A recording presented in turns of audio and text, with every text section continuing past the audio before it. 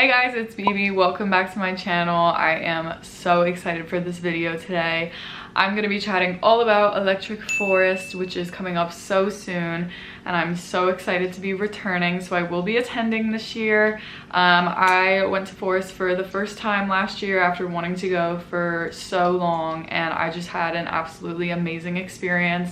It is such a unique festival and it's so special, and I can't wait to talk about it today with you guys, and I can't wait to be back. I am just so excited, you guys have no idea. So this video is going to be 8 things I wish I knew before attending my first Forest. So like I said, I went for the first time last year.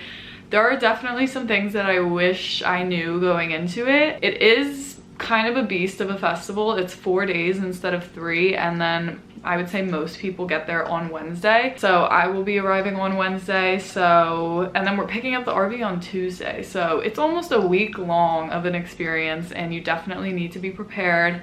It's a camping festival. There's a lot that goes into it. So I hope that some of these tips will help you guys. And I'm also going to be chatting in this video about a different approach that I'm taking for Forest this year, and that is that I will not be vlogging my experience whatsoever. So there will not be any vlogs this year. I'm gonna get into the reasoning at the end of this video because it kind of ties into one of my tips. But yeah, I'm not gonna be vlogging at Electric Forest this year, taking a break. It's really crazy because I started vlogging festivals in 2019. I've never not vlogged a festival since I've started, so I have not had a festival off from making a YouTube video about it in 4 years. And again, I'm gonna be talking in this video about why I'm doing that, so I'll get into that. But for now, be sure to subscribe if you're new here. I make all kinds of videos about festivals and dance music and artist recommendations, all that good stuff. So I hope you stick around, and without further ado, let's chat about 8 things I wish I knew before my first Forest experience. The first thing I wish I knew is I wish I knew to make my outfits transitional from very hot weather to chilly at night weather. The weather in Rothbury, where the festival takes place,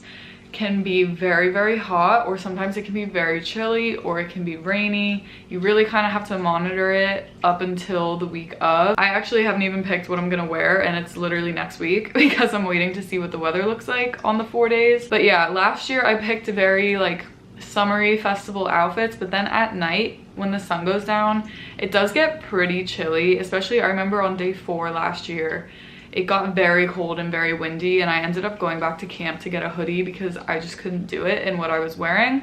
So definitely bring some layers. Sleeping can get very cold, and then as soon as the sun is beating down on camp, it gets very hot again. So just bring outfits and clothes that are able to transition between different kinds of temperatures. Like bring layers for if it's going to be cold and at night, and then make sure you have an outfit that can keep you cool during the day. Definitely like chill clothes at camp for during the day, like maybe a bathing suit, shorts, stuff like that, just because it can be very, very hot during the day. And these festival days are long because the venue opens pretty early in the day, and then it goes until, I actually don't remember what time Forest ends, like inside the festival. Maybe it's like 1 a.m. or 2 a.m. I'm not sure, I don't remember. But it gets chilly and you're in there for a long day into the night, so make sure you're prepared with what you're wearing. Another thing to prepare for, and this is number 2, it was extremely dusty last year. This very much depends on how much it has rained in Rothbury leading up to Electric Forest, but I was not expecting it to be that dusty at all. And I really wish I brought more masks, because one day where it was really dusty and we were walking around the festival, like then that mask was just disgusting, like just covered in dust and dirt, and I didn't want to put it on my face again. So definitely bring multiple masks. I do think it's raining a couple days leading up to the festival, but you just never know how dry the ground is going to be. And I remember last year like walking around in disbelief at how much dust was being kicked up. So just make sure you're prepared, have multiple masks, and if you suffer with like allergies from that kind of stuff, maybe bring some allergy meds. But yeah, definitely something I wish I knew last year. Number 3 is that you should know that giving is very much the culture here, and you should bring little items to give away in the crowd or at the giving tree or to bring to the trading post. But for each of these things, you have to approach it a little differently. First of all, don't bring anything that's like mass produced, I would say. Particularly for the trading post, they won't take anything that is mass produced. Like it has to be something homemade or like an old trinket or something. They're pretty picky about what they take. If you don't know what the trading post is, it's in the forest, and you go in and you can offer up an item and kind of barter with the person working there, like the character, and you can pick something that's in the trading post. So last year Garrett traded like this elk mug thing that I think he got in Colorado, and then he was able to pick out like this little pendant necklace. So it's really fun if you can find something that's cool and unique to bring. For the giving tree, definitely leave something that's, you know, a little bit more personalized, I would say. Last year I knew about the giving tree. I knew I wanted to bring something. I just brought like a bunch of little crystals. This year I'll definitely bring something a bit more personalized, like maybe a handwritten note to go with it or something.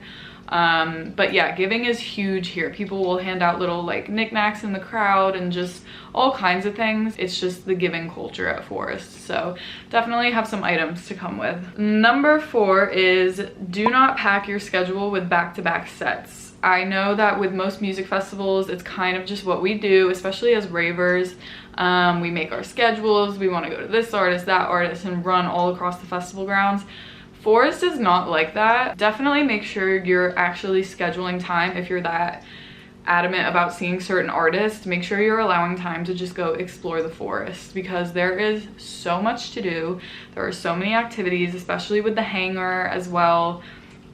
There is so much more than just the music. This is something I was pretty proud we did a good job of last year, also because the lineup wasn't filled with artists that we wanted to see like back to back to back. So we had a lot of downtime during the day, and honestly a lot of times at night too.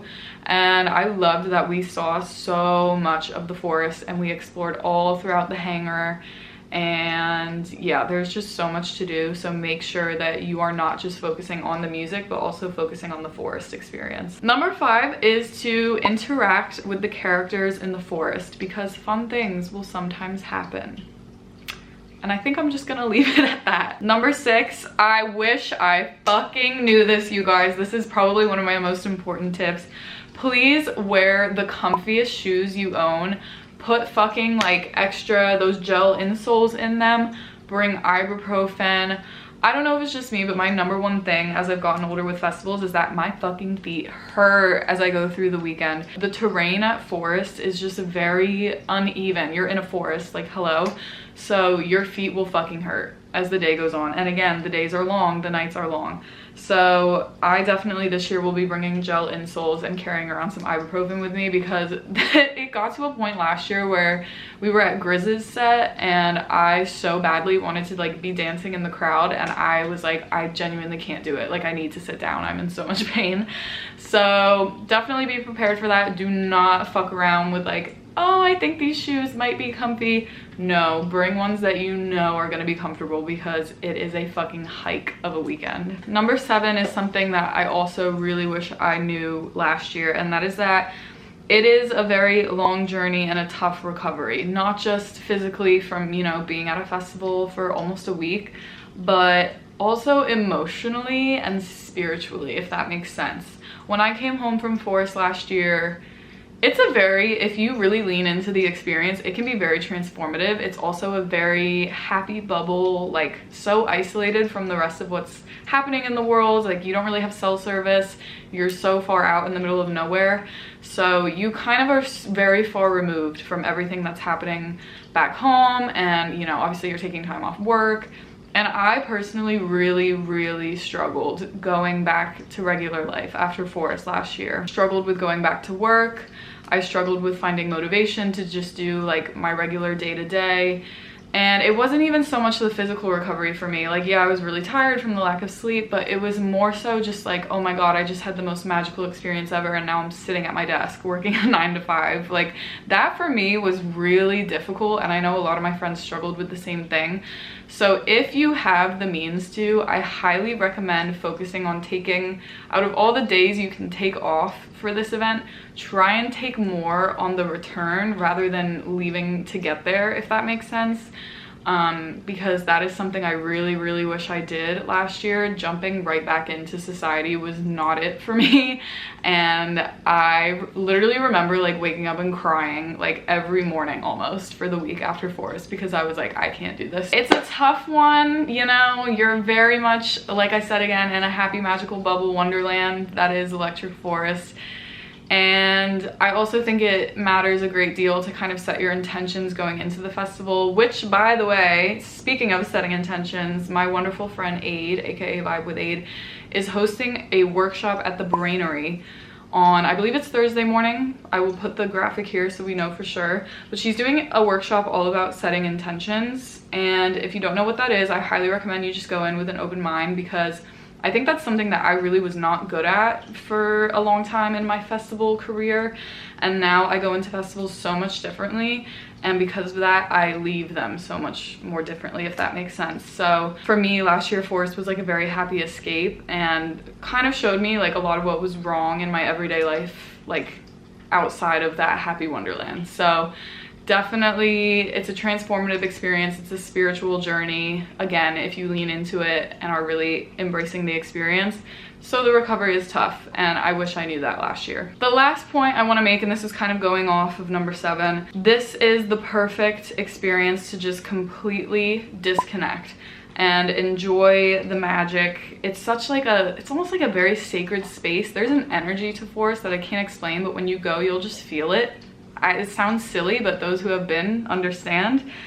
Just enjoy being off the grid. Enjoy disconnecting. Don't be on your phone. There's not really cell service anyway, girl, so you're not gonna be able to reach many people. I remember, and this is also where I'm gonna talk about why I'm not vlogging this year, Forest to me just felt like very sacred ground, and it felt like a very special experience, to the point where I just did not even want to take out my vlog camera last year.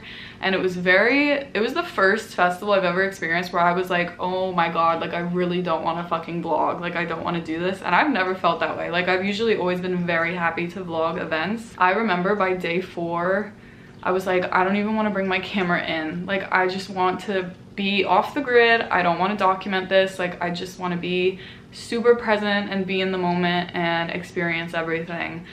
And that is why I won't be vlogging Forest this year. I really want to use this time to just take a step back from everything and just disconnect and do some deep spiritual work and just kind of have it be more of like a retreat experience for me, rather than just a crazy party festival, if that makes sense. We're also gonna do that, don't you worry. Definitely looking at it this year differently, and I will not be vlogging. I'll be taking pictures and videos on my phone, like of things that I see throughout the weekend that I want to document, but won't be vlogging. There won't be vlogs on YouTube. I am really sorry. I know a lot of you guys look forward to these, and I hope you can understand where I'm coming from. I just really need a festival off from vlogging, and to me Electric Forest is the perfect one to do that because of how special it is and how spiritual it is. So I hope you guys can understand where I'm coming from, and I am very sorry, but I gotta do this for me. I gotta do this week for me. It is such a special festival, and I've just kind of made the executive decision that I want to approach it that way. So that is all my tips for Forest, you guys. I hope you find this helpful. If you have any other questions at all, please leave them down below. I will do my best to answer. I hope to see some of you guys there this year. Again, I won't be vlogging, but please, by all means, come up and say hi to me. You guys can always say hello. I will never shoo you away. I will always want to say hi and have a conversation, so never be shy if you see me. And yeah, even though I'll be off the grid from vlogging, like I'll still be very present, and I want to meet a lot of you guys, so don't be shy. But yeah, like I said, subscribe to stay tuned. I'll definitely still be doing a recap and review afterwards, even though I won't be vlogging, so you will hear all about my experience. I'll also be sharing on socials afterwards. Like I said, I'll be taking videos and pictures on my phone, but I won't be sharing them in real time. I'm just disconnecting for the time that I'm there. So with all that being said, I appreciate you guys. I hope you found this helpful, and I will see you in the next video, or I will see you at Electric Forest. Peace.